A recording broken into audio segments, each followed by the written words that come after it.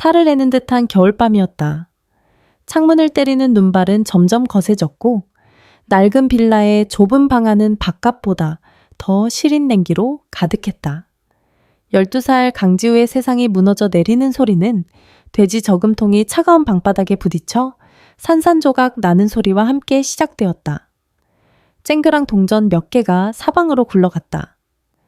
지우는 본능적으로 그것들을 주우려 했지만 고모 정미숙의 날카로운 목소리가 얼음 송곳처럼 날라와 심장에 박혔다.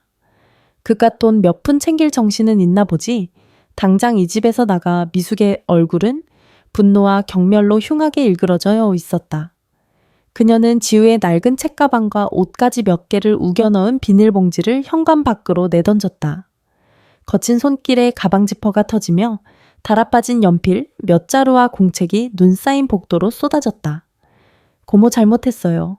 제가 다 잘못했어요. 다시는 안 그럴게요. 지우는 미숙의 다리를 붙잡고 애원했다. 작은 어깨가 가늘게 떨렸다. 6개월 전 아빠가 세상을 떠난 후 고모 집에 얹혀 살게 된 하루하루는 살얼음판을 걷는 것 같았다. 아빠가 남긴 얼마 안 되는 보험금은 고모부 강병호의 도박빚으로 사라진 지 오래였다. 이제 지우는 그저 밥값도 못하는 짐덩어리일 뿐이었다. 시끄러워 내 아비가 남긴 빚더미에 이제는 내 놈 주둥이까지 내가 책임져야 해. 네가 우리 집에 온 뒤로 되는 일이 하나도 없어. 이 재수없는 놈아. 미숙은 지우의 손을 뿌리치고 현관문을 거칠게 열어젖혔다. 복도의 차가운 바람이 회초리처럼 지우의 뺨을 때렸다. 나가. 2번 말하게 하지 마. 다시는 이 집에 발들일 생각도 하지 마. 지우는 속옷바람으로 질질 끌려 나왔다. 마지막으로 본 것은 자신을 경멸하듯 내려다보는 고모의 차가운 눈빛과 무정하게 닫히는 현관문이었다. 철컥. 자물쇠가 잠기는 소리는 지우의 세상과 이어주던 마지막 끈이 끊어지는 소리였다. 온몸이 얼어붙는 것 같았다. 얇은 스웨터 한 장으로는 영하의 추위를 감당할 수 없었다. 지우는 맨발로 복도에 쏟아진 학용품을 주워 담았다. 눈물은 나오지 않았다. 너무 춥고 무서우면 눈물조차 얼어버린다는 것을 처음 알았다. 거리는 온통 하얀 눈으로 뒤덮여 있었다. 화려한 이 넌사인과 자동차 불빛이 어지럽게 쏟아졌지만 그 어느 것 하나 지우를 위한 빛은 없었다. 아이는 정처 없이 걸었다. 어디로 가야 할지 무엇을 해야 할지 아무것도 알 수 없었다. 머릿속에는 고모의 악담만이 메아리쳤다. 밥값도 못하는 놈. 그 말이 맞았다. 자신은 아무 쓸모없는 존재였다. 배가 고파왔다. 마지막으로 먹은 음식이 언제였는지 기억도 나지 않았다. 위장이 뒤틀리는 고통에 지우는 허리를 숙였다. 그때였다. 후각을 파고드는 구수하고 따뜻한 냄새. 진하게 우려낸 사골 육수 냄새였다. 지우는 홀린 듯 냄새가 나는 곳으로 발걸음을 옮겼다. 낡은 상가들이 늘어선 허름한 골목 끝 희미한 불빛 아래 낡은 간판 하나가 보였다. 가게의 달아빠진 나무 문틈으로 새어나오는 노란 불빛이 지우를 유혹했다. 유리창 너머로 김이 모락모락 피어오르는 뚝배기와 사람들의 온기가 보였다. 하지만 지우는 차마 안으로 들어갈 순 없었다. 텅 빈 주머니가 그리고 밥값도 못하는 놈이라는 낙인이 그의 발목을 붙잡았다. 얼마나 서 있었을까? 온몸의 감각이 무뎌지고 눈앞이 아득해졌다. 이대로 길 위에서 얼어 죽는 걸까? 희미해지는 의식의 끝에서 지우는 그대로 눈밭 위로 쓰러졌다. 따뜻하다. 가장 먼저 느껴진 것은 온기였다. 누군가 자신의 뺨을 부드럽게 쓸어주는 감촉에 지우는 힘겹게 눈을 떴다. 낯선 천장이 보였다. 코끝에는 아까 맡았던 그 구수한 국밥 냄새가 가득했다. 아이고, 정신이 좀 드니? 걱정스러운 목소리에 고개를 돌리자 희끗희끗한 머리카락을 쪽진 할머니 한 분이 자신을 내려다보고 있었다. 깊게 팬 주름과 투박한 손마디가 오랜 세월의 고단함을 말해주었지만 그 눈빛만은 놀랄 만큼 따뜻했다. 여기가 어디예요? 목소리가 갈라져 나왔다. 여긴 내 순대국밥집이다. 가게 앞에서 쓰러져 있길래 업고 들어왔어. 할머니는 따뜻한 물수건으로 지우의 언손과 얼굴을 닦아주며 말했다. 지우는 그제야 자신이 가게 안평상에 누워있고 자신의 몸 위에는 두꺼운 담요가 덮여 있다는 것을 깨달았다. 배 많이 고팠지. 일어나서 뭐라도 좀 먹자. 사람이 밥은 먹고 살아야지. 할머니는 지우를 부축해 일으켜 세운 뒤 가게 구석의 작은 테이블에 앉혔다. 곧이어 김이 모락모락 피어오르는 뚝배기 한 그릇이 지우 앞에 놓였다. 뽀얀 국물 위에는 순대와 머리고기가 푸짐하게 담겨 있었다. 나는 박순자라고 한다. 여기 주인이여. 어서 먹어라. 식으면 맛없다. 지우는 망설였다. 돈이 없었다. 돈이 없어요. 순자 할머니는 지우의 마음을 읽었다는 듯 부드럽게 웃었다. 돈은 나중에 벌어서 갚으면 되지. 사람은 굶으면 죽어. 죽고 나면 돈이 다 무슨 소용이겠니? 할머니는 지우의 손에 숟가락을 쥐어주었다. 지우는 떨리는 손으로 국물 한 숟가락을 조심스럽게 떠서 입으로 가져갔다. 뜨거운 국물이 목구멍을 타고 내려가는 순간 얼어붙었던 온몸의 혈관이 녹아내리는 것 같았다. 진하고 깊은 국물 맛에 부드러운 순대의 식감에 지우는 순간 모든 서러움을 잊었다. 두 번째 숟가락부터는 거의 허겁지겁 먹기 시작했다. 한참을 정신없이 먹고 있는데 뚝배기 안으로 뜨거운 눈물이 뚝뚝 떨어졌다. 왜 우는지도 몰랐다. 그저 따뜻한 국밥 한 그릇이 주는 위로가 너무나 커서 꽁꽁 얼어붙었던 마음의 상처가 터져버린 것 같았다.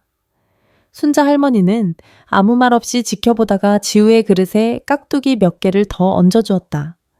천천히 먹어라. 체할라. 그 무심한 듯 다정한 한마디에 지우는 결국 소리내어 울기 시작했다. 아빠가 돌아가신 후 처음으로 흘리는 눈물이었다.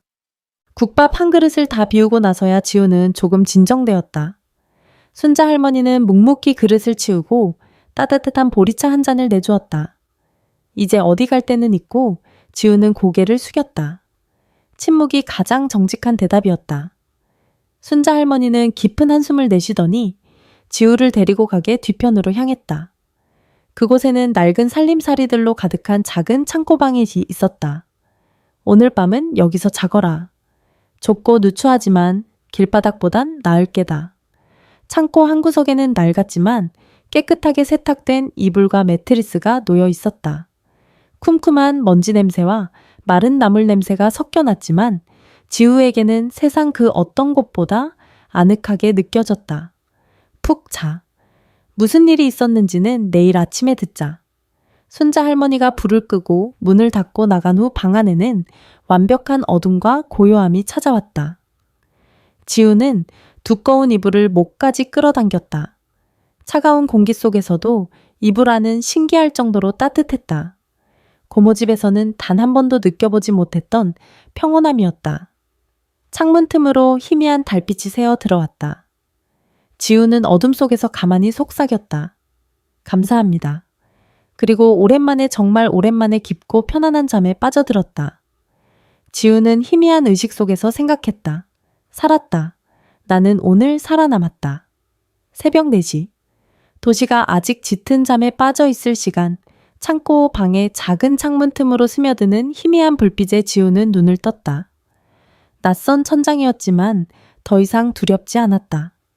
어젯밤 지우는 태어나서 처음으로 악몽을 꾸지 않았다. 코끝을 맴도는 구수한 육수 냄새와 몸을 감싸는 이불의 온기가 세상의 모든 위협으로부터 그를 지켜주는 것만 같았다.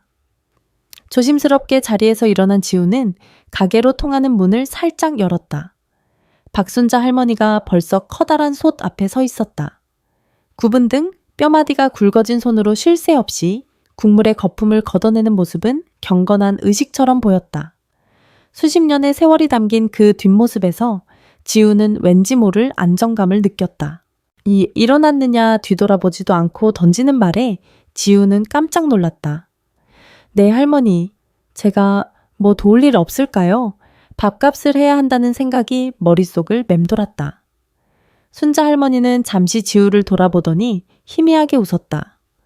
그럼 저기 행주 빨아서 상부터 닦아라. 손님 맞을 상은 반짝반짝 윤이 나야 복이 들어오는 법이다. 지우는 있는 힘껏 상을 닦았다.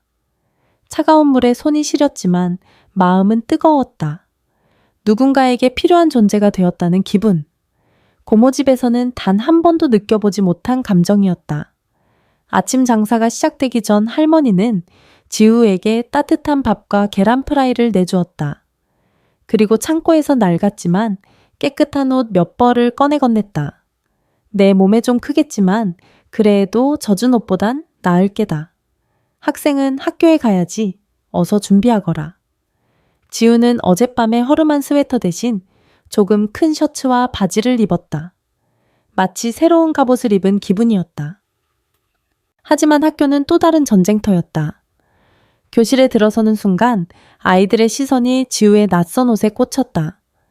특히 맨 앞자리에 앉은 오도윤의 비웃음 섞인 목소리가 교실을 울렸다. 어쭈 강지우, 어디서 거지 같은 옷을 주워 입고 왔냐? 냄새 좀 봐.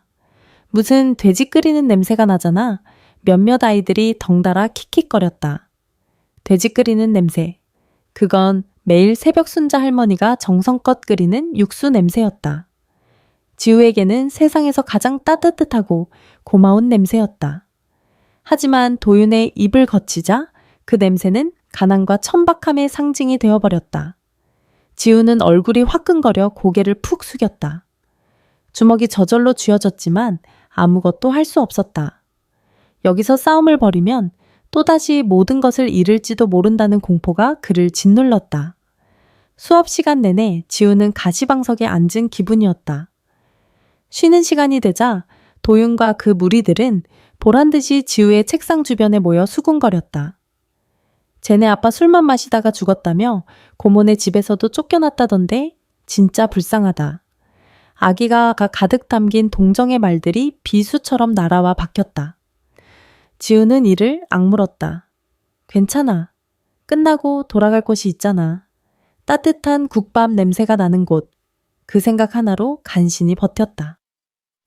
오후 3시 수업이 끝나자마자 지우는 시장으로 달려갔다. 활기 넘치는 시장 골목에 들어서는 순간 아침의 상처는 눈 녹듯 사라졌다. 채소 가게 할머니의 호객 소리, 정육점 아저씨의 칼질 소리 떡집에서 풍겨오는 달콤한 시루떡 냄새. 이 모든 것이 지우에게는 위로였다. 왔냐? 가게에 도착하자 순자 할머니가 반갑게 맞아주었다. 지우는 가방을 내려놓고 익숙하게 앞치마를 둘렀다. 그때였다. 강지우 이놈의 자식 여기 있었구나. 가게 문이 거칠게 열리며 고모 정미숙이 악을 쓰며 들어왔다. 그녀의 뒤에는 술 냄새를 풍기는 고모부 강병호가 껄렁한 자세로 서 있었다. 지우의 심장이 바닥으로 쿵 떨어졌다. 당장 안 나와? 남의 집에서 뭐 하는 짓이야? 우리가 너 때문에 동네 창피해서 얼굴을 들고 다닐 수가 없어니 없어. 미숙은 다짜고짜 지우의 팔을 잡아 끌었다. 주변을 지나던 시장 상인들과 손님들의 시선이 순식간에 가게 안으로 쏠렸다. 싫어요. 안 가요. 지우가 버티자 고모부 병호가 나섰다. 그의 눈은 술기운과 분노로 시뻘겋게 충혈되어 있었다. 이 새끼가 어른 말에 토를 달아. 야, 우리가 너 키우느라 들어간 돈이 얼만 줄 알아. 내 아비장례를 치른 것도 우리 아은의 은혜도 모르는 놈. 병호가 지우의 팔을 거칠게 잡아챘다. 지우는 아픔에 얼굴을 찡그렸다. 바로 그 순간 낮은 목소리가 그들 사이에 끼어들었다. 그 손 놓으시지요. 주방에서 나온 순자 할머니였다. 평소의 온화한 모습은 온데간데 없고 작지만 단단한 몸으로 지우의 앞을 가로막고 섰다. 그녀의 눈빛은 겨울서리처럼 차갑고 날카로웠다. 뭐야? 이 할망구는 우리 가족 일에 참견마쇼 미숙이 소리치며 순자 할머니를 밀치려 했다. 그리고는 손을 번쩍 들어 지우의 뺨을 향해 내리치려 했다. 짝하지만 미숙의 손은 지우의 뺨에 닿지 못했다. 그보다 먼저 순자 할머니의 작고 거친 손이 미숙의 손목을 낚아챘다. 생각보다 강한 악력에 미숙의 얼굴이 놀라움으로 굳어졌다. 아무리 어른이라도 애한테 손 찍어마는 건 못 씁니다. 그리고 여긴 내 가게예요. 순자 할머니의 목소리는 조용했지만 그 안에는 누구도 거스를 수 없는 무게가 실려 있었다. 가게 앞에는 어느새 채소 가게, 정육점 떡집 주인들이 모여들어 걱정스러운 눈으로 이 광경을 지켜보고 있었다. 병호는 주변 시선을 의식했는지 헛기침을 하며 말했다. 아닙니다. 저희가 법적 보호자인데 애가 가출을 해서 데려가려는 것뿐입니다.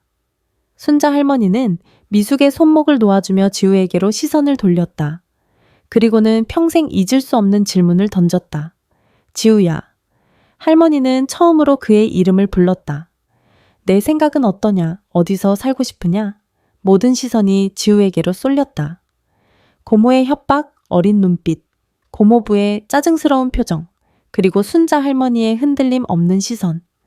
지우는 마른 침을 삼켰다. 온몸이 떨렸지만 이상하게 무섭지는 않았다. 자신의 등 뒤를 든든하게 지켜주는 온기가 있었기 때문이다. 지우는 떨리는 다리에 힘을 주어 똑바로 섰다. 그리고 고모와 고모부를 향해 아니 세상을 향해 외쳤다. 목소리는 아직 가늘게 떨렸지만 그 안에 담긴 의지는 강철처럼 단단했다. 안 가요? 여기가 제 집이에요. 저는 할머니랑 여기서 살 거예요. 그 외침은 낡은 순대국밥집을 가득 채웠다. 미숙과 병호는 충격받은 얼굴로 멍하니 서 있었고 순자 할머니의 입계에는 아주 희미한 미소가 번졌다. 지우는 처음으로 자신의 삶을 스스로 선택했다. 지우의 선언은 시장 골목의 작지만 단단한 파문을 일으켰다. 망신살이 뻗친 미숙과 병호는 두고 보자는 악담을 퍼붓고는 도망치듯 사라졌다. 그들이 떠난 자리에 남은 것은 어색한 침묵과 자신을 걱정스럽게 바라보는 시장 사람들의 시선이었다. 아이고, 저런 못된 인간들 같으니라고. 채소 가게 할머니가 혀를 차며 다가와 지우의 머리를 쓰다듬었다. 정육점 아저씨는 헛기침을 하며 순자 할머니에게 말했다. 사장님 무슨 일 있으면 바로 연락해요. 우리가 다 증인이야. 지우는 처음으로 이웃이라는 단어의 온기를 느꼈다. 그날 이후 지우는 공식적으로 엄마 손 순대국의 식구가 되었다. 더 이상 창고방에서 자지 않았다. 순자 할머니는 가게 위 작은 다락방을 깨끗하게 치워 지우의 공간으로 만들어 주었다. 낡은 책상과 작은 옷장, 그리고 창밖으로 시장의 활기찬 풍경이 내다보이는 아늑한 공간이었다. 지우는 생전 처음으로 자신만의 방을 갖게 되었다. 하루 일과는 단순했지만 규칙적이었다. 새벽에 일어나 할머니의 육수 끓이는 일을 돕고 아침을 먹고 학교에 갔다. 학교에서는 여전히 오도윤의 괴롭힘이 있었지만 이상하게 예전만큼 아프지 않았다. 돌아갈 곳이 있다는 사실 하나가 단단한 방패가 되어주었다. 학교가 끝나면 곧장 가게로 돌아와 저녁 장사를 도왔다. 서빙을 하고 빈 그릇을 치우고 설거지를 했다. 고된 일이었지만 즐거웠다.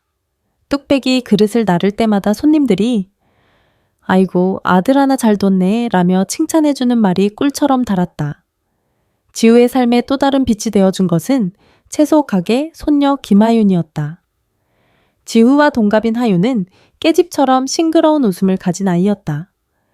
처음에는 쭈뼛거리던 지우에게 먼저 다가와 말을 걸어준 것도 하윤이었다. 너 강지우 맞지? 우리 할머니가 너 착하다고 칭찬 많이 하셨어.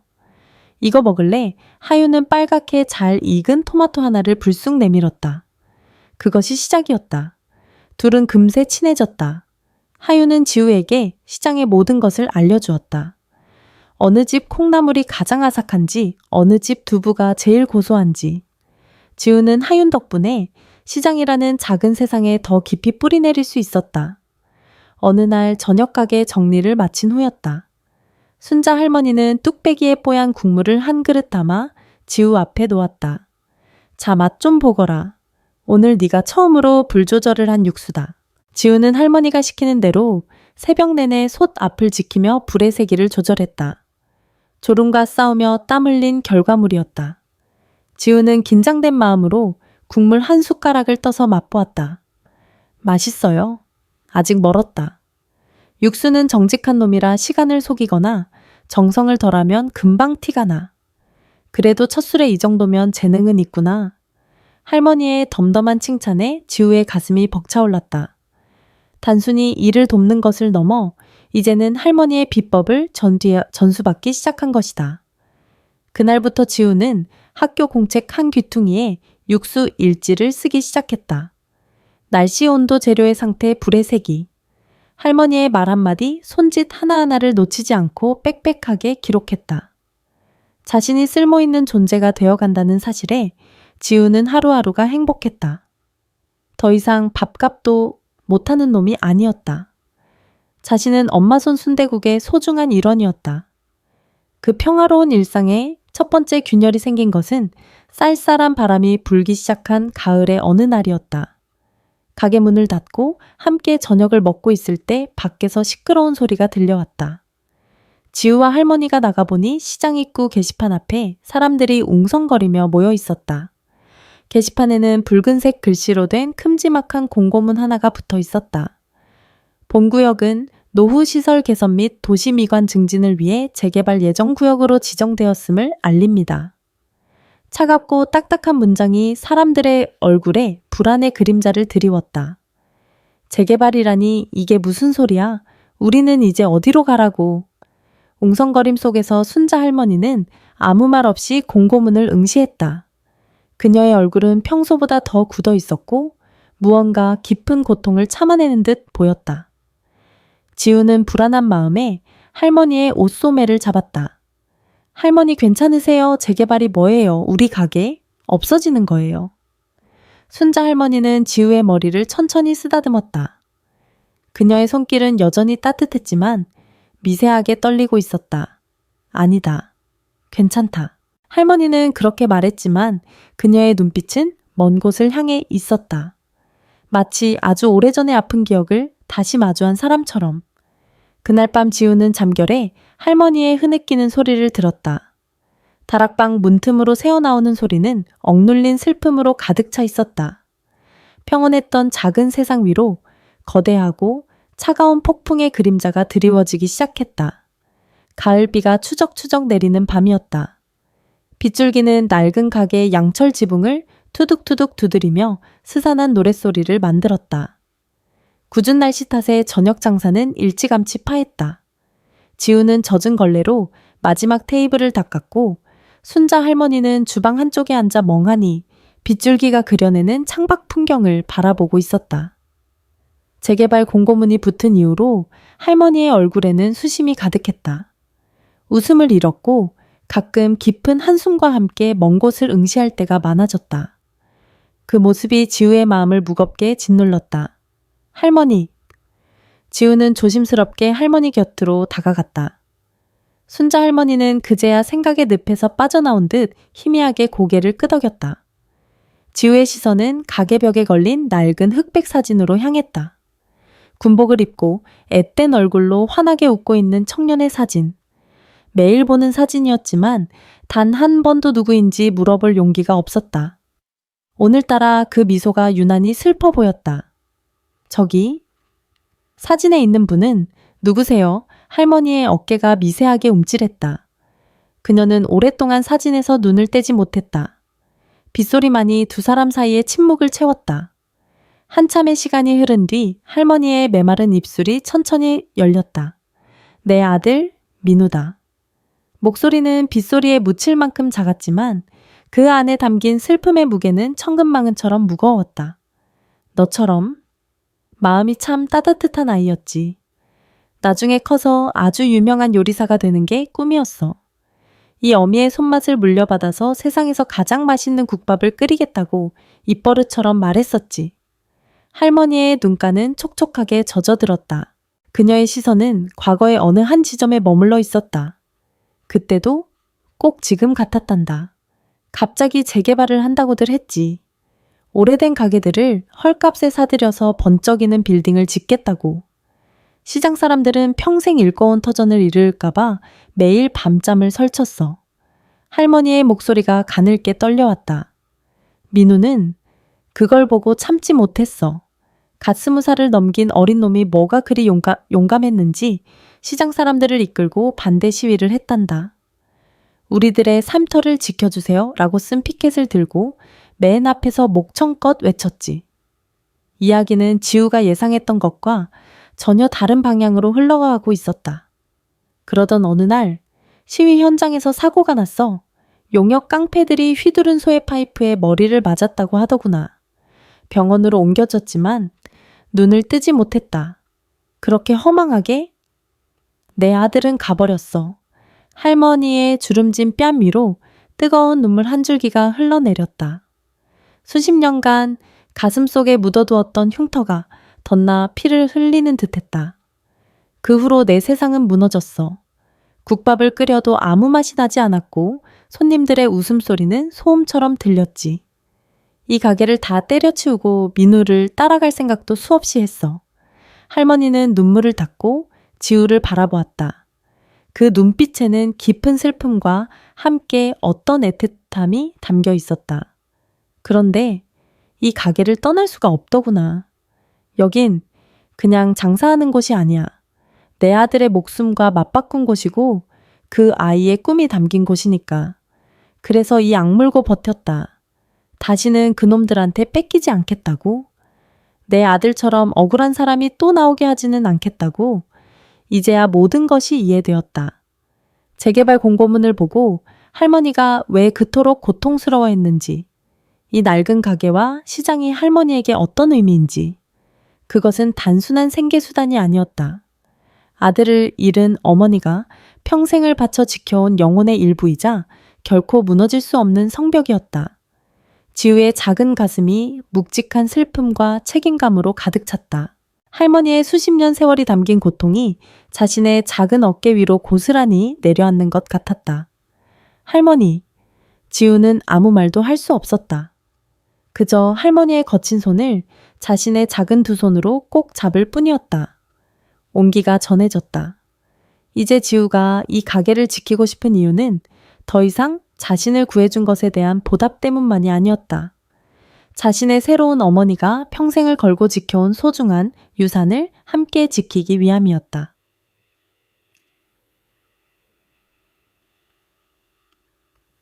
그날 이후 지우의 눈빛이 달라졌다. 가게 일을 돕는 것을 넘어 마치 자신의 가게인 것처럼 모든 일의 주인의식을 갖기 시작했다. 며칠 뒤 지우는 주파나를 튕기며 끙끙대는 할머니의 옆에 조용히 앉았다. 수십 년 된 낡은 장부는 잉크가 번지고 숫자가 뒤죽박죽 얽혀 있었다. 할머니, 제가 한번 봐도 될까요? 학교에서 숫자 계산하는 거 배웠어요. 순자 할머니는 반신반의하며 장부를 건넸다. 지우는 학교에서 배운 대로 공책에 표를 그리고 매일의 수입과 지출을 항목별로 꼼꼼하게 정리하기 시작했다. 돼지뼈값, 채소값, 가스요금. 처음에는 서툴렀지만 며칠 밤낮으로 매달리자 흐름이 보이기 시작했다. 할머니 이상해요. 목요일에는 항상 손님이 많았는데 재료는 화요일이랑 똑같이 준비하셔서 순대가 일찍 떨어져요. 그리고 비 오는 날에는 포장 손님이 더 많으니까 포장 용기를 미리 더 준비해두면 좋을 것 같아요. 지우의 날카로운 지적에 순자 할머니는 놀란 눈으로 그를 바라보았다. 수십 년간 몸으로만 해오던 장사를 이 작은 아이는 숫자로 꿰뚫어보고 있었다. 허허, 이놈 봐라. 내가 그걸 왜 생각 못했지? 할머니의 얼굴에 오랜만에 환한 웃음꽃이 피었다. 그것은 단순한 칭찬이 아니었다. 자신의 아들 민우가 살아있었다면 꼭 이랬을 것 같다는 자랑스러움과 대견함이 담긴 미소였다.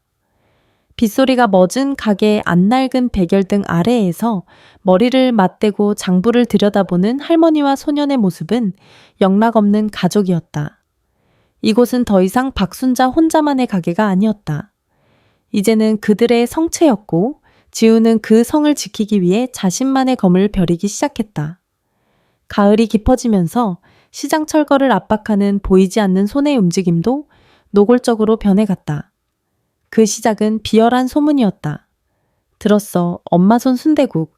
그거 재활용 국물 쓴다더라. 어쩐지 싸다 했어. 위생과에 누가 신고했대. 어느 날부터인가? 가게를 찾는 손님들 사이에서 흉흉한 소문이 돌기 시작했다. 평생을 청결과 정직 하나로 장사해온 순자 할머니에게는 사형 선고나 다름없는 말이었다. 할머니의 얼굴은 하얗게 질렸지만 애써 태어난 척하며 솥을 닦고 또 닦았다. 며칠 뒤에는 구청 위생과 직원들이 들이닥쳤다. 그들은 날카로운 눈으로 주방 구석구석을 훑으며 사소한 것까지 트집을 잡았다. 환풍기 기름때 냉장고 온도, 심지어 행주의 소독 상태까지. 명백한 표적 단속이었다. 이러시면 안 됩니다.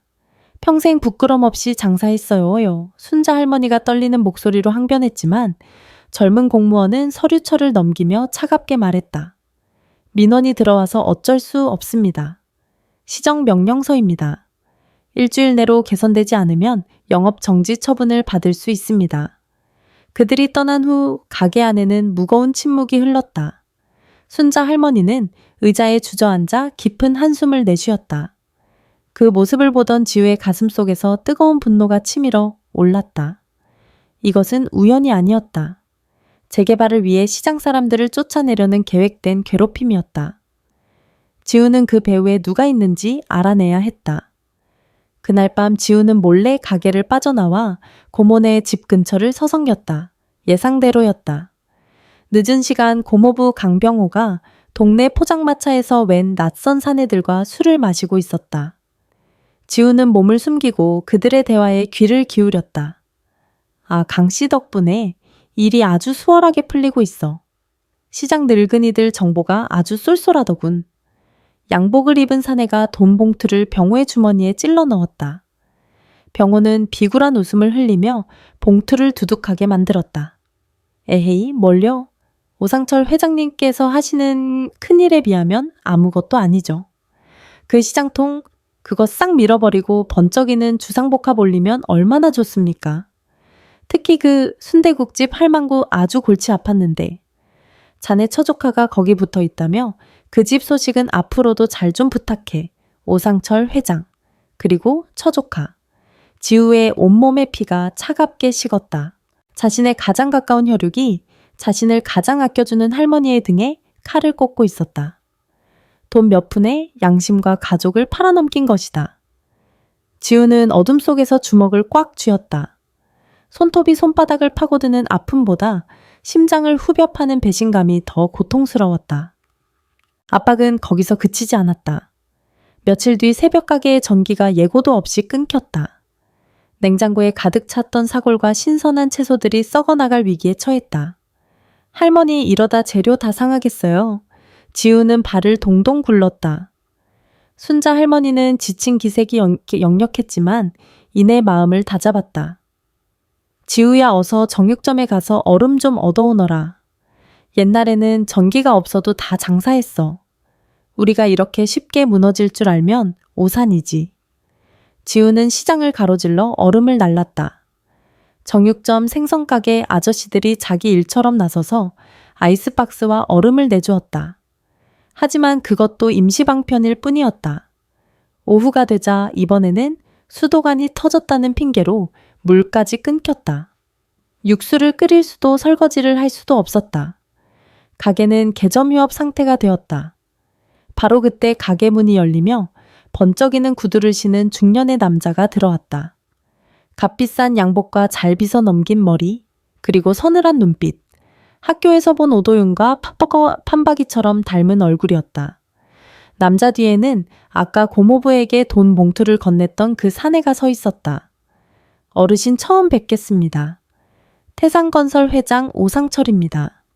목소리는 정중했지만 그 안에는 상대를 아래로 내려다보는 오만함이 가득했다. 순자 할머니는 지친 몸을 일으켜 그를 마주보았다. 무슨 볼일이시오? 오상철은 가게를 한 바퀴 둘러보며 혀를 찼다. 보아하니 장사하시기 퍽 힘드시겠습니다. 정이며 수도며. 워낙 낡은 동네라 사고가 잦아서야 원. 제가 이 고생을 덜어드리려고 왔습니다. 그는 서류 한 장을 테이블 위에 툭 던졌다. 부동산 매매 계약서라고 적혀 있었다. 여기 시세보다 조금 더 얹어드리겠습니다. 이 돈 받으시고 편한 데 가셔서 여생을 보내시는 게 어떻겠습니까? 괜한 고집 피우다가는 몸만 상하십니다. 그것은 제안이 아닌 명백한 협박이었다. 순자 할머니의 얼굴이 분노로 붉어졌다. 당신 같은 인간들 때문에 내 아들이 죽었어. 내 눈에 흙이 들어가기 전까지 이 가게는 한 발짝도 못 움직여 썩어져 오상철의 눈썹이 꿈틀했다. 그는 잠시 순자 할머니를 노려보더니 이내 비릿한 미소를 지었다. 정 그러시다면 어쩔 수 없지요. 하지만 명심하십시오. 제 방식은 그리 평화롭지 않을 겁니다. 그가 떠난 후 가게 안에는 절망적인 공기만이 남았다. 거대한 자본과 권력 앞에서 낡은 가게와 늙은 주인, 그리고 어린 소녀는 너무나도 무력해 보였다. 지우는 창밖으로 멀어지는 검은색 세단을 노려보았다. 그리고 그 차 번호를 똑똑히 외웠다. 싸움은 이제 막 시작되었다. 그리고 지우는 깨달았다. 이 싸움에서 이기기 위해서는 더 이상 어리고 약한 아이로만 머물러 있어서는 안 된다는 것을. 태상건설의 회장 오상철이 다녀간 후 시장 골목에는 패배의 그림자가 짙게 깔렸다. 하나둘 문을 닫는 가게가 늘어났고 사람들의 얼굴에서는 웃음이 사라졌다. 그들은 거대한 벽 앞에서 무력감을 느꼈다. 하지만 12살 소년의 마음속에서는 절망 대신 뜨거운 오기가 타오르고 있었다. 이대로 당할 수만은 없어. 지우는 더 이상 어른들의 결정만 기다리는 아이가 아니었다. 그는 싸워야 했고 자신만의 방식으로 싸워야 했다. 그 첫 번째 무기는 의외로 가까운 곳에 있었다. 바로 채소 가게 손녀 하윤이가 늘 손에 들고 다니는 낡은 스마트폰이었다. 하윤아, 나 좀 도와줘. 며칠 뒤 지우는 하윤을 찾아가 자신의 계획을 털어놓았다. 시장의 이야기를 사람들의 목소리를 영상으로 만들어 세상에 알리자는 것이었다. 하윤은 반짝이는 눈으로 고개를 끄덕였다. 두 아이의 작은 방역이 시작되었다. 하윤은 서툰 솜씨로 카메라를 들었고 지우는 감독이 되어 시장 구석구석을 영상에 담았다. 50년간 한자리에서 떡을 쪄온 떡집, 할머니의 주름진 손 매일 새벽 가장 먼저 가게 문을 여는 정육점 아저씨의 우직한 등, 그리고 뽀얀 국물 앞에서 묵묵히 땀 흘리는 순자 할머니의 뒷모습. 영상은 투박했지만 진심이 담겨 있었다. 지우는 떨리는 목소리로 직접 내레이션을 입혔다. 이곳은 단순히 물건을 파는 시장이 아닙니다. 이곳은 누군가의 평생이 담긴 삶의 터전입니다. 우리의 이야기를 들어주세요. 영상은 엄마 손 순대국을 지켜주세요 라는 태그와 함께 인터넷에 올라갔다. 처음에는 아무 반응이 없었다. 하지만 며칠 뒤 한 지역 맛집 블로거의 눈에 띄면서 영상은 조금씩 퍼져나가기 시작했다. 응원의 댓글이 하나둘 달렸고 몇몇 손님들은 일부러 가게를 찾아와 힘내시라 며 격려의 말을 건넸다. 작지만 소중한 희망의 불씨였다. 자신감을 얻은 지우는 도전을 멈추지 않았다. 어느 날 학교 게시판에서 청소년 창업 아이디어 공모전 포스터를 발견했다. 주제는 전통사업의 현대화 방안. 지우의 눈이 빛났다. 그는 며칠 밤을 세워가며 제안서를 작성했다. 전통시장 스토리텔링을 활용한 온라인 주문 및 배달 시스템 구축, 그가 장부를 정리하며 손님들을 관찰하며 얻은 모든 경험과 아이디어를 눌러 담은 결과물이었다. 결과는 대상이 아니었다. 하지만 장려상이라는 값진 상을 받게 되었다. 상금 50만 원과 함께 지역 신문 구석에 작은 기사로 실리는 영광도 얻었다. 글쎄 우리 시장에 이런 기특한 학생이 다 있다니 시장은 오랜만에 활기를 되찾았다. 지우는 영웅이 되었다. 그리고 그 작은 성공은 예상치 못한 기회를 불러왔다. 지역 케이블 방송국의 우리 동네 이웃들이라는 프로그램에서 취재 요청이 온 것이다. 절망에 빠진 전통시장을 살리려는 어린 소년의 이야기는 충분히 방송의 소재가 될 만했다. 촬영 당일 순자 할머니는 어색해하면서도 오랜만에 고운 한복을 꺼내 입었다. 지우 역시 가장 깨끗한 옷으로 갈아입었다. 작은 가게 안은 조명과 카메라로 북적였다. 어머님 이 자리에서 50년 넘게 장사를 하셨다고 들었습니다. 정말 대단하신데요. 어머님께 이 가게는 어떤 의미인가요? PD의 질문에 순자 할머니는 잠시 눈을 감았다가 희미한 미소를 지으며 입을 열었다. 내 청춘이고, 내 삶이고, 그리고 먼저 간 내 새끼의 목숨값이지요. 할머니의 목소리는 담담했지만 그 안에 담긴 하늘지우는 느낄 수 있었다. 촬영은 순조롭게 진행되었다. 지우는 준비한 대로 시장 활성화 아이디어를 씩씩하게 설명했고, 할머니는 그런 지우를 대견하고 자랑스러운 눈빛으로 바라보았다. 희망이 다시 피어나는 것 같았다. 모든 것이 잘 될 것만 같았다.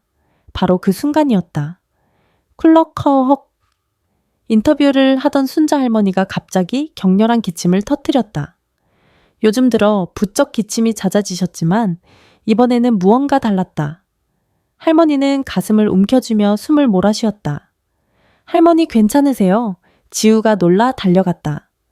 PD와 스태프들도 당황한 표정으로 할머니를 둘러쌌다. 괜찮다.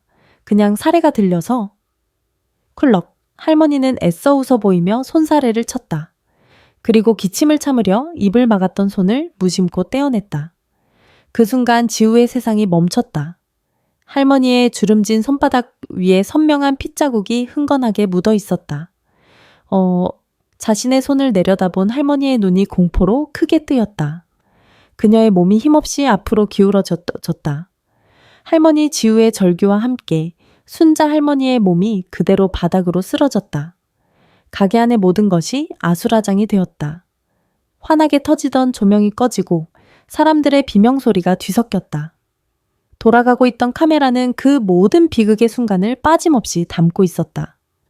방금 피어났던 희망의 불씨가 차가운 절망의 핏물 속으로 속절없이 꺼져가고 있었다. 병원의 차가운 공기는 소독약 냄새와 희미한 죽음의 냄새로 가득했다. 복도를 오가는 사람들의 무심한 발걸음 소리만이 텅 빈 공간을 울렸다. 지우는 응급실 앞 딱딱한 의자에 앉아 무릎 사이에 얼굴을 묻었다. 하얗게 질린 할머니의 얼굴과 손바닥에 흥건했던 핏자국이 눈을 감아도 선명하게 떠올라 심장을 난도질했다. 얼마나 지났을까. 강지우 군 보호자분 하는 소리에 지우는 번쩍 고개를 들었다. 흰 가운을 입은 의사의 표정은 무겁게 가라앉아 있었다. 할머니는 괜찮으신 거죠? 소년의 애타는 질문에 의사는 차마 눈을 마주치지 못하고 고개를 저었다. 폐암 말기입니다. 의사의 목소리는 마치 먼 세상에서 들려오는 소리처럼 귓가를 맴돌았다. 폐암, 말기. 지우가 아는 몇 안 되는 단어들이었지만 그 의미는 너무나도 잔인하고 명확했다. 이미 다른 장기까지 암세포가 전이된 상태라 손을 쓰기에는 너무 늦었습니다. 마음의 준비를 하시는 게 좋겠습니다. 지우의 세상이 다시 한번 무너져 내렸다. 발밑이 꺼지고 끝없는 어둠 속으로 추락하는 기분이었다. 눈물조차 나오지 않았다. 너무 큰 충격 앞에서는 슬픔이라는 감정마저 마비된다는 것을 처음 알았다. 병실에 들어서자 산소호흡기에 의지해 힘겹게 숨을 내쉬는 할머니의 모습이 보였다. 불과 몇 시간 전까지 주방에서 호령하던 그 든든한 모습은 온데간데 없고 링거줄에 얽힌 가냘픈 노인만이 누워 있었다. 지우가 다가오는 것을 느꼈는지 할머니가 힘겹게 눈을 떴다. 지우야. 네, 할머니. 저 여기 있어요. 지우는 애써 목이 메는 것을 참고 할머니의 차가운 손을 잡았다. 내가 없으면 우리 지우는 어떡하누? 할머니의 눈가에서 눈물 한 방울이 흘러내렸다. 그 순간 지우는 결심했다. 무너지지 않겠다고. 할머니 앞에서만큼은 절대 약한 모습을 보이지 않겠다고. 아니에요, 할머니. 금방 나와서 다시 국밥 끓이셔야죠. 제가 옆에서 다 도와드릴게요. 우리 가게 지켜야죠. 소년의 거짓말은 너무나 서툴렀지만 그 안에 담긴 진심은 할머니의 마음에 고스란히 전해졌다. 할머니는 희미하게 웃으며 지우의 손을 마주 잡았다. 그 며칠 사이 시장은 빠르게 죽어갔다. 태산건설이 제시하는 보상금 액수는 나날이 올라갔고 오랜 싸움에 지친 상인들은 하나둘 짐을 싸기 시작했다. 정들었던 이웃들이 트럭에 살림살이를 싣고 떠나갈 때마다 지우의 마음 한구석도 함께 허물어지는 것 같았다. 엄마 손 순대국은 외로운 섬처럼 텅 빈 시장 골목에 홀로 남겨졌다. 그러던 어느 날 병실에서 겨우 정신을 차린 할머니가 지우에게 말했다. 지우야, 가게 가게에 가고 싶다. 의사는 절대 안 된다며 만류했지만 할머니의 고집은 꺾을 수 없었다. 지우는 휠체어를 빌려 할머니를 모시고 텅 빈 가게로 돌아왔다. 오랜만에 맡는 익숙한 육수 냄새에 할머니의 얼굴에 희미한 생기가 돌았다. 마지막으로 육수 한 번만 더 끓여보자. 내가 평생을 바친 일인데 이렇게 끝낼 수는 없지. 그것은 할머니의 마지막 수업이자 지우를 위한 마지막 유산이었다. 지우는 할머니를 휠체어에 앉힌 채 그녀가 말하는 대로 커다란 솥에 물을 붓고 불을 지폈다. 돼지뼈는 찬물에 담가 핏물을 완벽하게 빼야 국물이 맑고 양파는 껍질째 넣어야 단맛이 깊어진다. 할머니의 목소리는 갈라지고 힘이 없었지만 레시피를 읊는 눈빛만은 그 어느 때보다 형형하게 빛났다. 지우는 눈물을 삼키며 할머니의 말 한마디 한마디를 가슴에 새겼다. 이것은 단순한 요리법이 아니었다. 한 여인의 인생이 고스란히 녹아든 삶의 철학이었다.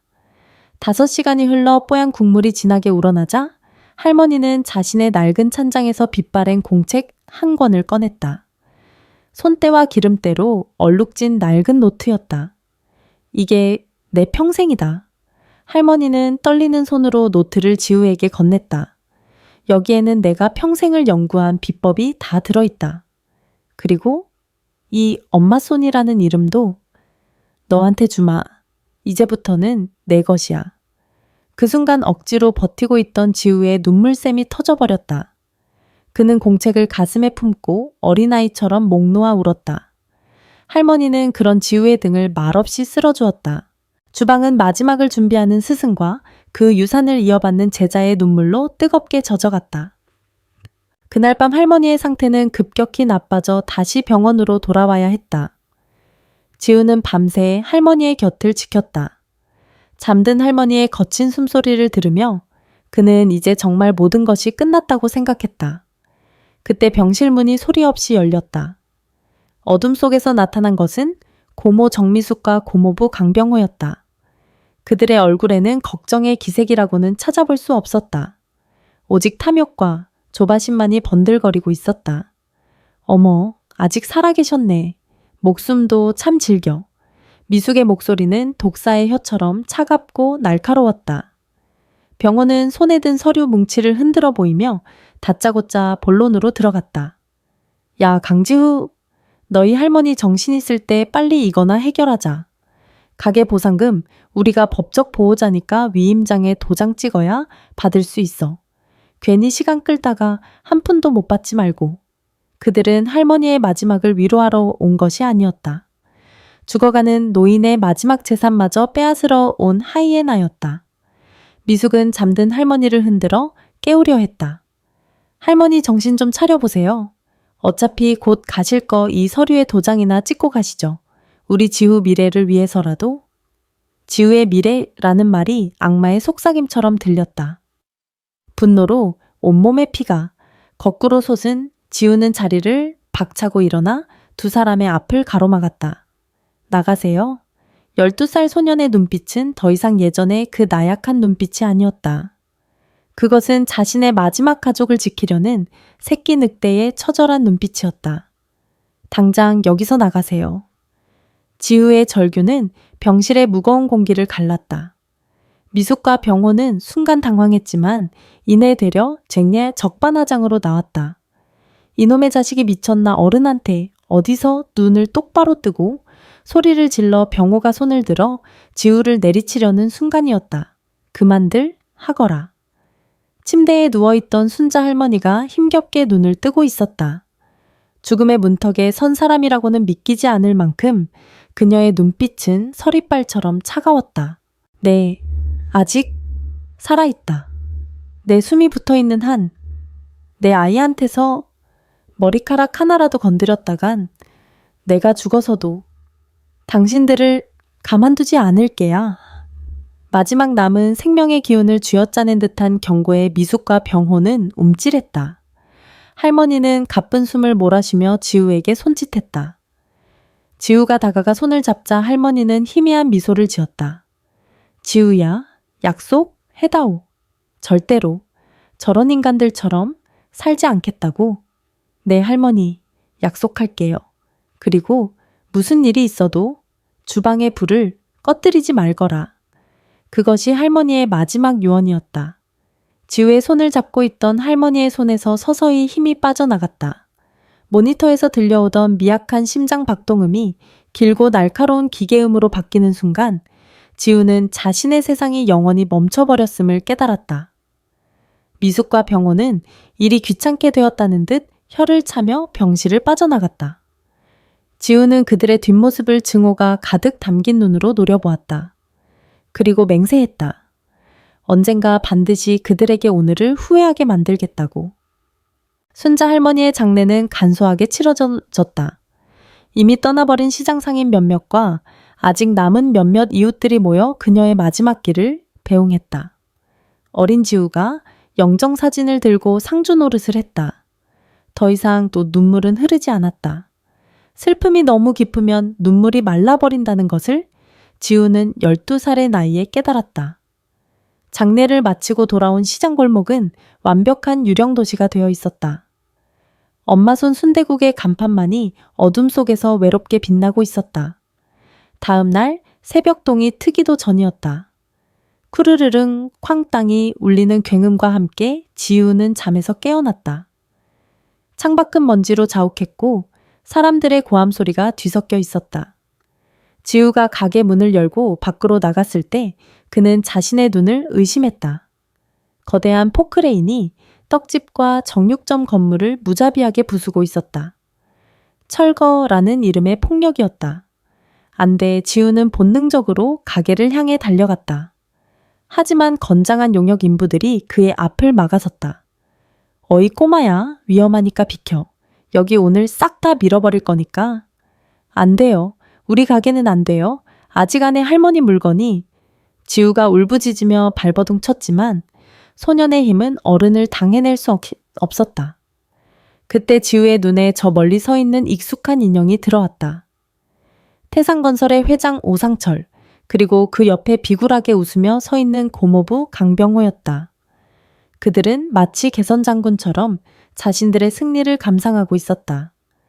그 순간 포크레인의 거대한 집게가 엄마 손 순대국의 간판을 향했다. 꽈드득 50년 세월이 담긴 간판이 엿가락처럼 구겨지며 박살났다. 그 소리는 지우의 심장이 부서지는 소리였다. 이어서 포크레인은 가게의 벽을 허물기 시작했다. 순자 할머니와 함께 마지막 육수를 끓였던 주방 처음으로 자신만의 방을 가졌던 다락방 할머니의 아들 민우의 사진이 걸려있던 벽. 모든 것이 한 줌의 먼지와 잔해로 변해갔다. 지우는 그 자리에 주저앉아 망연자실하게 그 광경을 지켜보았다. 할머니의 유품 비법이 담긴 노트 모든 것이 저 먼지 속에 묻혀버렸다. 이제 자신에게는 아무것도 남지 않았다. 용역인부 하나가 연민의 눈빛으로 지우에게 다가와 작은 상자 하나를 건넸다. 아까 저 안에서 급하게 챙겨 나왔다. 내 할머니 물건인 것 같던데. 지우가 떨리는 손으로 상자를 열었다. 그 안에는 손때 묻은 낡은 노트 한 권과 빛바랜 흑백 사진 한 장이 들어있었다. 할머니가 마지막으로 자신에게 건넸던 바로 그 비법 노트와 아들 민우의 사진이었다. 철거 직전의 소란 속에서 이름 모를 인부 하나가 그것만은 챙겨준 것이었다. 지우는 노트를 부서진 심장처럼 끌어안고 소리 없이 오열했다. 모든 것이 사라졌다. 하지만 가장 소중한 것, 할머니의 영혼과 약속은 자신의 손에 남아 있었다. 해가 저물고 철거의 소음이 멎었다. 폐허가 된 시장터에 홀로 남은 지우는 먼지를 뒤집어 쓴 얼굴을 들어 잿빛 하늘을 올려다보았다. 눈물로 얼룩진 얼굴 위로 소년의 것이라고는 믿기지 않는 냉혹한 결의가 서렸다. 그는 폐허 속에서 천천히 일어섰다. 할머니의 노트를 품에 안고 그는 뒤도 돌아보지 않고 잿더미를 떠났다. 그 걸음은 도망이 아니었다.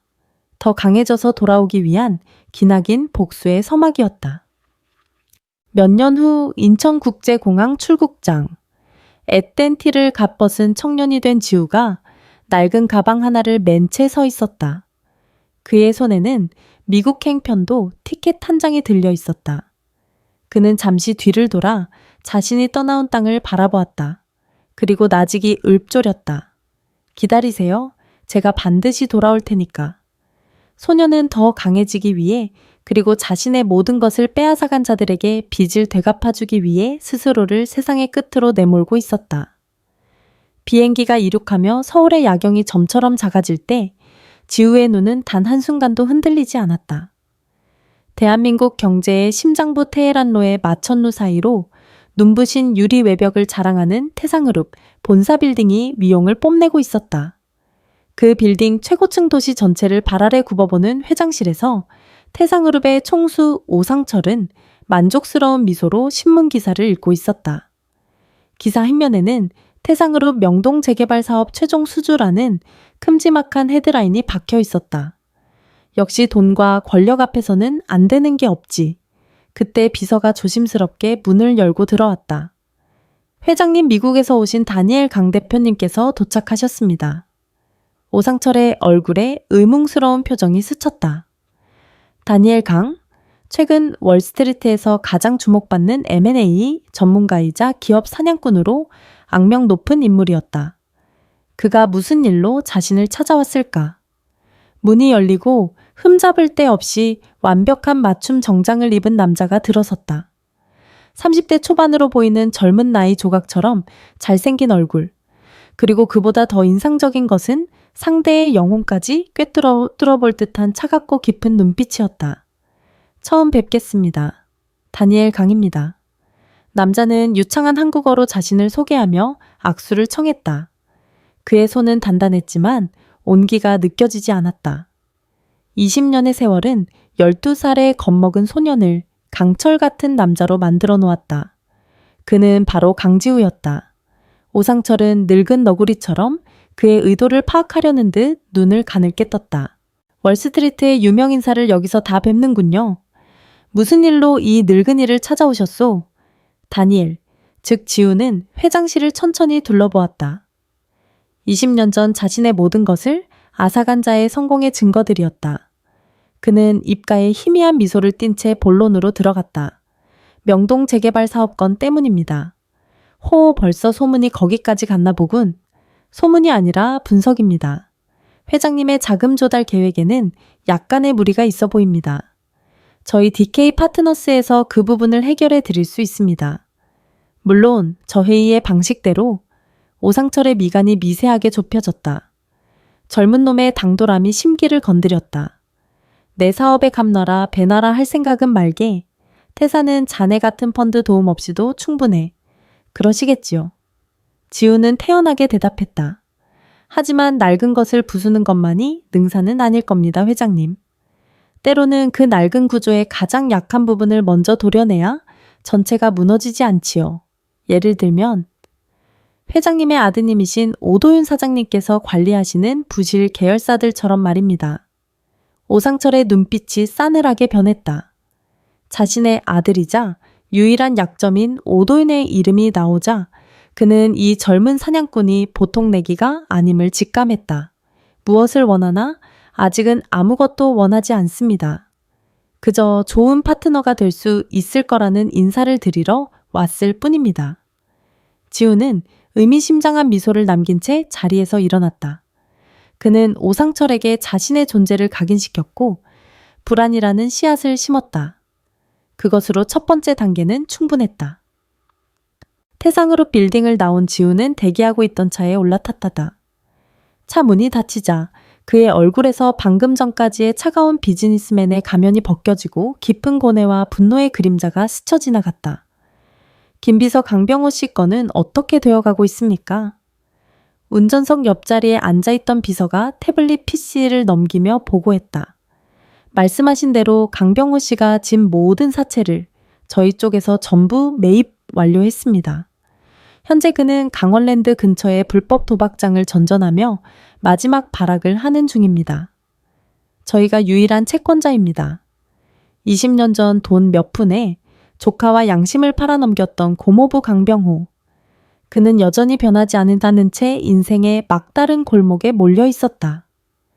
지우는 차창 밖으로 빠르게 스쳐 지나가는 서울의 풍경을 바라보았다.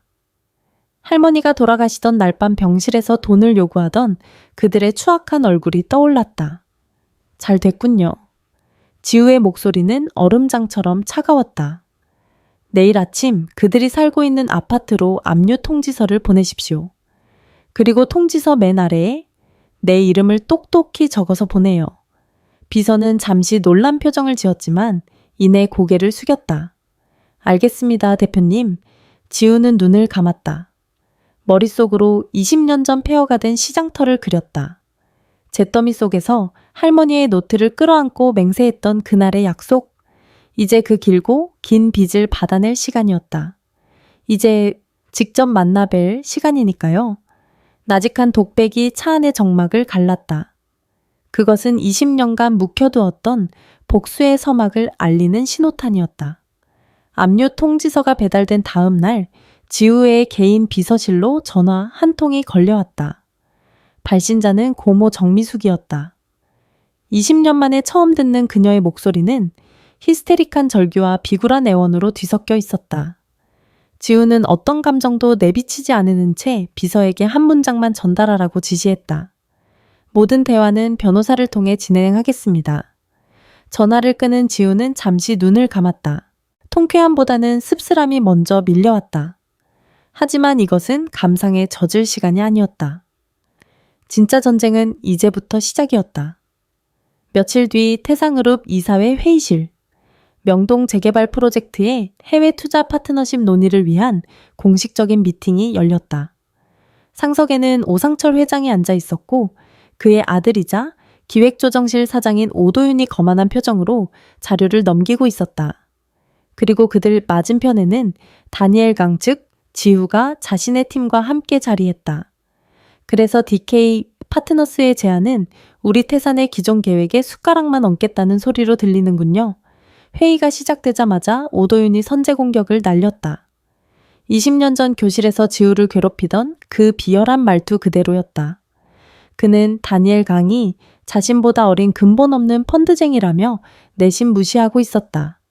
지우는 미동도 하지 않고 부드러운 미소로 응수했다. 숟가락을 얹는 것이 아니라 상다리가 부러지는 것을 막아드리려는 겁니다. 오, 사장님. 뭐라고 명동 프로젝트는 훌륭합니다. 하지만 그 막대한 자금을 조달하기 위해 현재 태산이 무리하게 진행 중인 다른 사업들이 그룹 전체의 발목을 잡고 있습니다. 저는 리스크를 관리하는 사람이라서요. 지우는 준비해온 프레젠테이션을 스크린에 띄웠다. 첫 화면에 나타난 것은 뜻밖에도 명동이 아닌 서해물류 허브 개발 사업 프로젝트의 로고였다. 그것은 오도윤이 자신의 최대 치적으로 자랑하고 다니는 사업이었다. 서해물류 허브? 그게 이 자리에서 왜 나옵니까? 오도윤의 얼굴이 당황으로 굳어졌다. 회의실의 다른 임원들도 술렁이기 시작했다. 지우는 마치 체스 마스터가 다음 수를 두듯 차분하게 말을 이었다.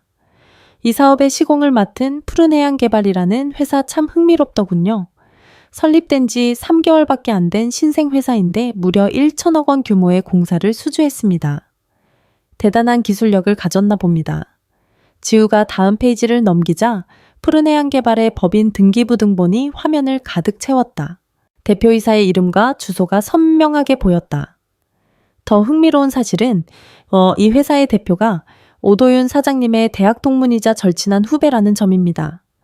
그리고 이 회사가 제출한 건설 비용 내역서는 동종 업계 평균보다 30% 이상 부풀려져 있습니다. 그 차액은 지금 어디로 흘러가고 있을까요? 체크. 지우의 공격은 정확하게 오도윤의 급소를 찔렀다. 오도윤의 얼굴이 하얗게 질렸다. 이것은 단순한 사업 분석이 아니었다. 명백한 비자금 조성을 저격한 것이다. 지금 무슨 헛소리를 하는 거야. 우리 회사 내부 정보를 어떻게 헛소리인지 아닌지는 사장님 본인이 더 잘 아시겠지요. 지우는 시선을 돌려 침묵을 지키고 있던 오상철 회장을 똑바로 응시했다. 회장님, 저는 이처럼 불투명한 자금 흐름을 가진 회사와 수조 원짜리 프로젝트를 함께 할 수 없습니다. 투자의 제1원칙은 신뢰이니까요. 회의실 안은 얼음물을 끼얹은 듯 싸늘해졌다. 임원들은 감히 누구의 편도 들지 못한 채 눈치만 살피고 있었다. 오상철은 아들을 향한 실망과 분노, 그리고 자신을 덫에 빠뜨린 이 젊은 늑대를 향한 경계심으로 얼굴이 굳어졌다. 그는 처음으로 자신이 상대를 얕봤다는 것을 깨달았다. 오늘 회의는 이만하지. 오상철이 무겁게 입을 열었다. 그것은 사실상의 항복 선언이었다. 파트너십은 내부적으로 재검토하도록 하겠네. 지우는 목표를 달성했다는 듯 조용히 자리에서 일어났다. 그는 태상그룹의 심장부에서 그들의 가장 약한 고리를 완벽하게 박살냈고 오상철과 오도윤 부자 사이에 회복할 수 없는 균열을 만들었다. 그로부터 일주일 뒤 시청의 공개 입찰 경매장. 태상그룹의 내부가 혼란에 빠진 틈을 타 지우는 다음 목표를 향해 움직였다. 경매 물품 리스트의 마지막 줄에 적힌 작은 글씨.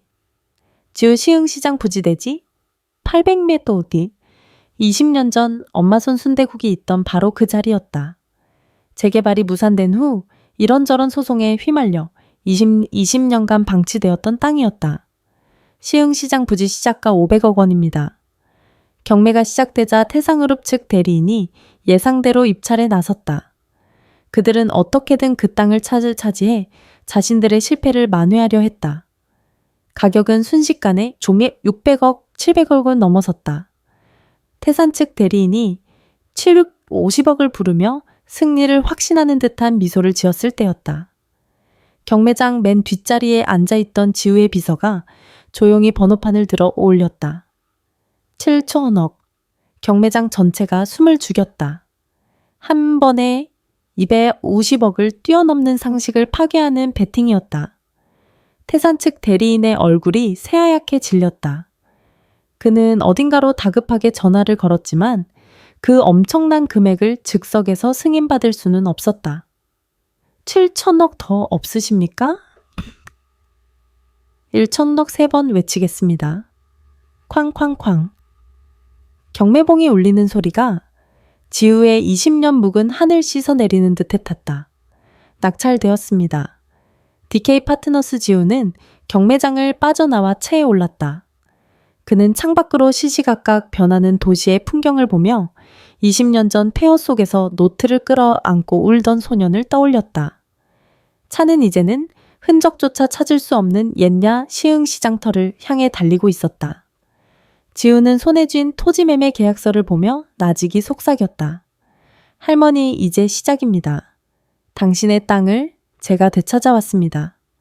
옛 시장 부지를 빼앗기고 아들의 비자금 문제까지 터지자 오상철의 태상그룹은 사상 최악의 위기에 봉착했다. 주가는 연일 폭락했고 채권단은 압박을 가해왔다. 20년간 쌓아올린 철옹성 같던 제국에 거대한 균열이 생기기 시작했다. 지우는 그 틈을 놓치지 않았다. 그는 마치 노련한 외과의사처럼 썩어 문드러진 환부를 하나씩 정확하게 도려내기 시작했다. 그 첫 번째 심판의 대상은 당연히 고모 정미숙이었다. 지우의 법률팀은 강병호의 모든 채무를 근거로 아파트 강제 경매를 신청했고 미숙은 마지막 남은 보금자리마저 잃을 위기에 처했다. 수십 통의 애원 전화와 문자 메시지가 쏟아졌지만 지우는 묵묵부답이었다. 대신 그는 한 가지 제안을 변호사를 통해 전달했다. 직접 만나서 이야기하고 싶다면 혼자 오십시오. 약속 장소는 지우의 개인 사무실이었다. 통유리 창 너머로 서울의 야경이 화려하게 펼쳐진 도시의 가장 높은 곳이었다. 며칠 사이 폭삭 늙어버린 미숙이 초라한 행색으로 들어섰다. 20년 전 어린 조카를 매몰차게 내쫓던 그 도끼는 온데간데 없고 겁에 질린 패배자의 모습만이 남아있었다. 지우야, 아니 대표님, 내가 잘못했다. 내가 정말 죽을 죄를 지었어. 이모가? 내 이모가 다 잘못했으니 제발 진마는. 미숙은 무릎이라도 꿇을 기세로 바닥에 엎드려 빌었다. 지우는 차가운 눈으로 그녀를 내려다보았다. 동정심은 들지 않았다. 일어나세요. 저는 고모의 눈물을 보려고 부른 게 아닙니다. 지우는 책상 위에 서류 2장과 펜 하나를 올려놓았다. 선택지는 2가지입니다. 그는 첫 번째 서류를 미숙 앞으로 밀었다. 하나는 이 아파트 포기 각서에 서명하고 남은 평생을 남편과 함께 빚을 갚으며 사는 겁니다. 당신들이 저에게 했던 것처럼 아무것도 없는 바닥에서 다시 시작하는 거죠. 미숙의 얼굴이 절망으로 하얗게 질렸다. 지우는 두 번째 서류를 밀었다. 다른 하나는 이혼 서류와 남편의 불법 도박 및 배임 혐의 증거 자료입니다. 이걸 검찰에 넘기고 남편의 모든 죄를 증언하세요. 그럼 아파트는 지켜드리겠습니다. 남편을 버리고 혼자 사는 겁니다. 그것은 잔인한 선택이었다. 20년 전 자신들이 어린 지우에게 강요했던 것처럼 이제는 지우가 그들에게 가족과 생존 사이에서의 선택을 강요하고 있었다. 어떻게 나에게 이런... 왜요? 남편을 사랑하십니까? 지우의 목소리에 처음으로 희미한 감정이 실렸다. 그것은 경멸이었다. 20년 전 병상에 누워 숨을 거두는 할머니 앞에서 돈을 요구하던 당신들의 모습이 아직도 눈에 선합니다. 당신들에게 가족이란 건 그저 이용 가치가 있을 때만 존재하는 것 아니었습니까? 지우의 말은 비수처럼 미숙의 심장을 꿰뚫었다. 그녀는 할 말을 잃고 떨리는 손으로 두 서류를 번갈아 쳐다보았다. 그녀의 머릿속은 복잡하게 얽혔다. 무능하고 폭력적인 남편과 함께 길거리에 나앉을 것인가? 아니면 그를 버리고 마지막 남은 안식처라도 지킬 것인가? 한참의 시간이 흐른 뒤 미숙은 떨리는 손으로 펜을 집어들었다. 그리고는 망설임 없이 이혼 서류에 자신의 이름을 적어 내려가기 시작했다. 지후의 예상대로였다. 그녀는 마지막 순간 남편이 아닌 자신의 안위를 택했다. 잘 생각하셨습니다. 지우는 서류를 챙겨 자리에서 일어섰다. 미숙은 텅 빈 눈으로 그를 올려다보며 마지막으로 물었다. 왜? 왜 이렇게까지 하는 거니? 그냥 복수하고 싶은 거니? 지우는 사무실 문을 열며 처음이자 마지막으로 진심을 담아 대답했다. 복수가 아닙니다. 이건 대가입니다. 고모가 저에게 가르쳐준 세상의 법칙이니까요. 약한 자는 빼앗기고 강한 자만이 살아남는다는. 문이 닫히고 미숙은 화려하지만 텅 빈 사무실에 홀로 남아 소리 없이 오열했다. 그녀는 집은 지켰지만 인간으로서의 마지막 존엄마저 스스로 내던져 버린 것이었다. 두 번째 심판은 태상그룹을 향했다. 지우는 미수숙에게서 받은 증거 자료와 그동안 수집해온 오도윤의 비자금 내역, 그리고 태상그룹의 분식회계 자료를 전부 언론과 검찰에 터뜨렸다. 대한민국은 발칵 뒤집혔다.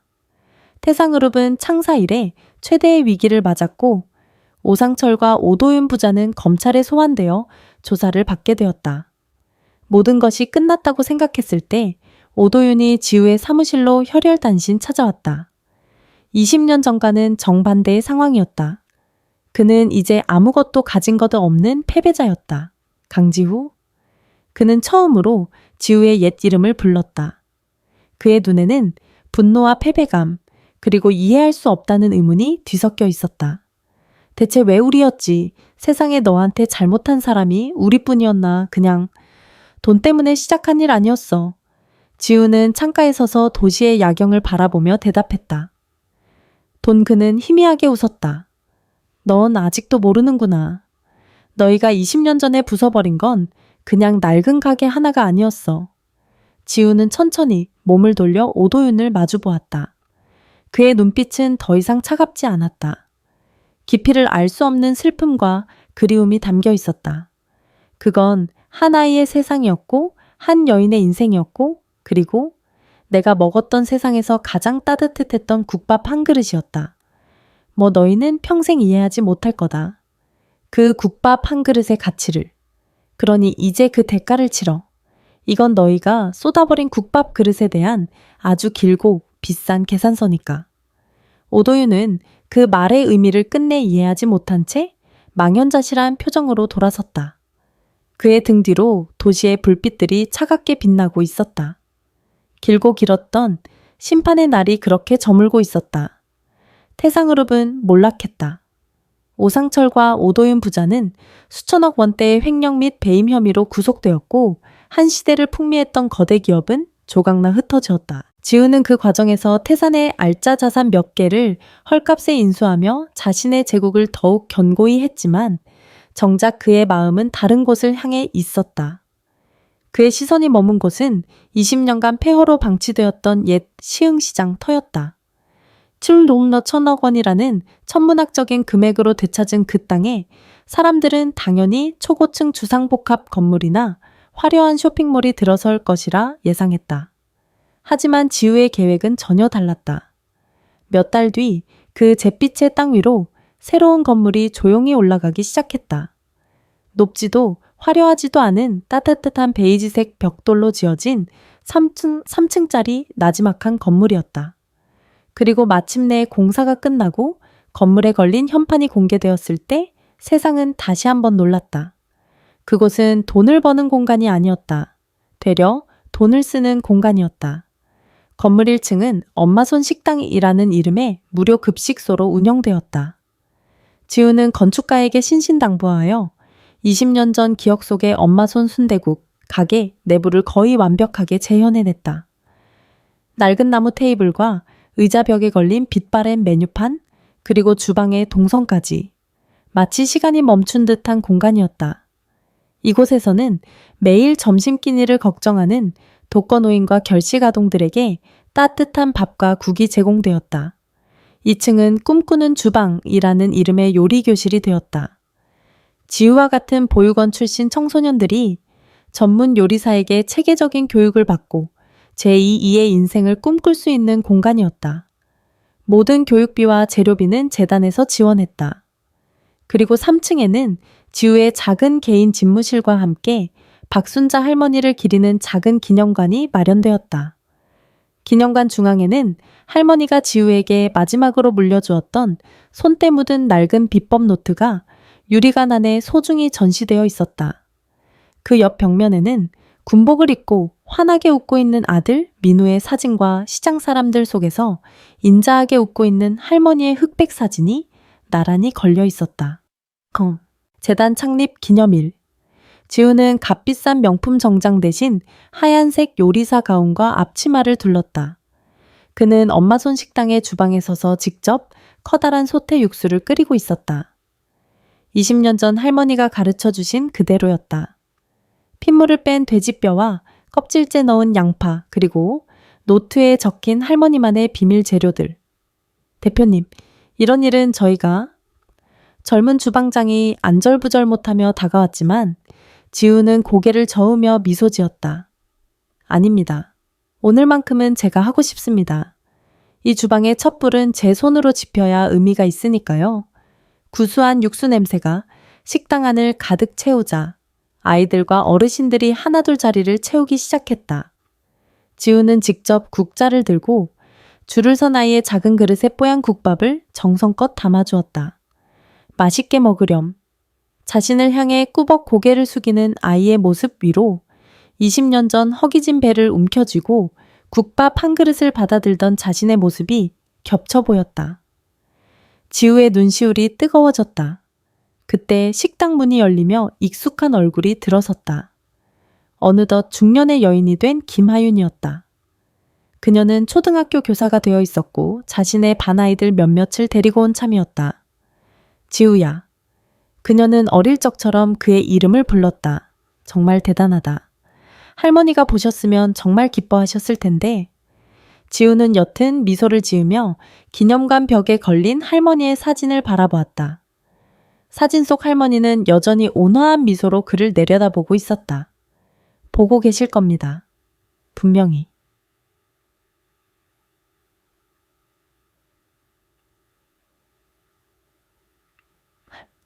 모든 배식이 끝나고 북적이던 식당에 고요함이 찾아왔다. 지우는 홀로 주방에 남아 마지막 설거지를 했다. 창밖으로는 어느덧 붉은 저녁 노을이 지고 있었다. 그는 젖은 손을 닦고 기념관으로 올라갔다. 그는 할머니의 사진 앞에 섰다. 그리고 품 안에서 조심스럽게 하얀 국화 한 송기를 꺼내 사진 앞에 놓았다. 할머니, 그는 나직이 속삭였다. 보고 계시죠? 고모가 버렸던 아이가 이제 이렇게나 많은 아이들을 먹여 살리고 있습니다. 그리고 약속 지켰습니다. 주방의 불을 꺼뜨리지 않았어요. 그의 목소리는 미세하게 떨렸지만 얼굴에는 깊은 평화가 깃들어 있었다. 길고 길었던 복수는 끝났다. 하지만 그것은 타계를 위한 복수가 아니었다. 그는 모든 것을 빼앗아간 자들을 심판했지만 그들의 것을 빼앗아 자신의 배를 채우지 않았다. 대신 그는 그 모든 것을 되돌려 놓았다. 빼앗겼던 땅을 되찾아 그 위에 증오가 아닌 사랑을 심었다. 저녁 바람이 불어와 식당 처마 끝에 달린 작은 풍경을 흔들었다. 딸랑 하고 울리는 맑은 소리는 마치 하늘에 있는 할머니가 잘했다. 내 아들하고 대답해주는 것만 같았다. 지우는 미소를 지으며 천천히 돌아섰다. 그의 등 뒤로 엄마 손 식당의 불빛이 어두워진 거리 위로 따뜻하게 번져나가고 있었다. 20년 전 한 소년의 얼어붙은 몸과 마음을 녹여주었던 그 국밥 한 그릇의 온기. 이제 그 온기는 꺼지지 않는 불이 되어 세상에 더 많은 어두운 곳을 영원히 비출 것이었다.